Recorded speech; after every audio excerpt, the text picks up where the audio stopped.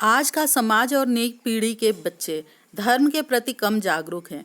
इस विषय में बहुत मंथन के बाद एक बात समझ में आई कि जब हम छोटे थे तो हमारी नानी दादी धर्म से जुड़ी बहुत सी कहानियों के माध्यम से बहुत सी नैतिकता और धर्म की बातें बताती थी। आज इस भाग दौड़ व प्रतिस्पर्धा के समय में कहीं न कहीं हम नानी दादी द्वारा दी हुई उस मनोरंजक शिक्षा को अपनी नई पीढ़ी को ट्रांसफ़र नहीं कर पा रहे हैं। तो आज से मैंने ये विचार किया कि सनातन से जुड़ी कहानियों को मैं आपके सामने प्रस्तुत करूंगी, जिससे हमारी यादें ताज़ी हो जाएंगी और हमारे बच्चों को नई नई जानकारियां मिलेंगी। मैं अनामिका आप सभी का अभिनंदन करती हूँ। तो प्रस्तुत है आज की कहानी। एक बार एक बेटा अपनी माँ के पूजा करने के लिए बार बार कहने पर कहता है कि माँ, आप तो रोज़ पूजा करने की बातें लेकर बैठ जाती हो, आप क्या जानो साइंस क्या है।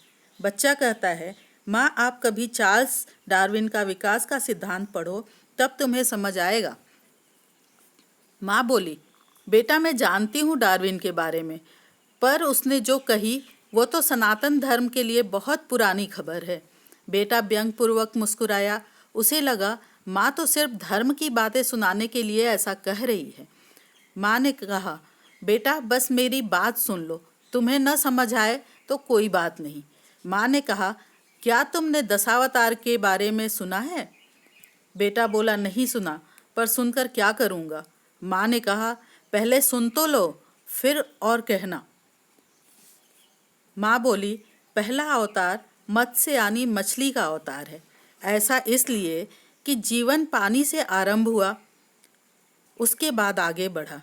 बेटे को लगा माँ तो डार्विन की बातों से जुड़ी जानकारी बता रही है और वो थोड़ा ध्यान से सुनना शुरू किया। माँ बोली, दूसरा अवतार कुर्म अर्थात कछुआ, क्योंकि जीवन पानी से जमीन की ओर चला। तीसरा था वराह अवतार यानी सूअर का अवतार, जिसका मतलब वे जंगली जानवर जिसमें अधिक ताकत था, तुम उन्हें डायनासोर कहते हो। बेटे की आंखें आश्चर्य से फैल गई। वो और ध्यान से सुनने लगा।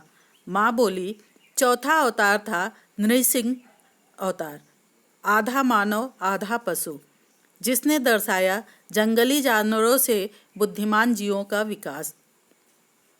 पांचवें में वामन अवतार, जो वास्तव में विकास के लिए उपयुक्त था, जो बढ़ सकता था। छठा अवतार आया परशुराम जी का, जिनके पास शस्त्र यानी फरसे की ताकत थी। उसके बाद आया सातवां अवतार मर्यादा पुरुषोत्तम श्री राम का, जो सोच युक्त प्रथम सामाजिक व्यक्ति थे, जिन्होंने नियम और रिश्तों का आधार बनाया। फिर आया आठवां अवतार भगवान श्री कृष्ण का, जो राजनेता, राजनीतिज्ञ और प्रेमी थे, जिन्होंने हमें बहुत ज्ञान दिया। नवां अवतार महात्मा बुद्ध के रूप में लिए। उन्होंने मानव द्वारा अंतिम खोज की पहचान की। और अंत में 10वां अवतार कल्कि आएंगे, वह मानव जो आनुवांशिक रूप से सर्वश्रेष्ठ होंगे। बेटा अपनी माँ को अवाक देखता रह गया और अंत में बोल पड़ा, यह अद्भुत है माँ, सच में सनातन दर्शन बहुत ही अर्थपूर्ण है। तो दोस्तों, वेद पुराण ग्रंथ उपनिषद बहुत ही अर्थपूर्ण हैं, बस नज़रिया होना चाहिए, चाहे धार्मिक हो या वैज्ञानिक।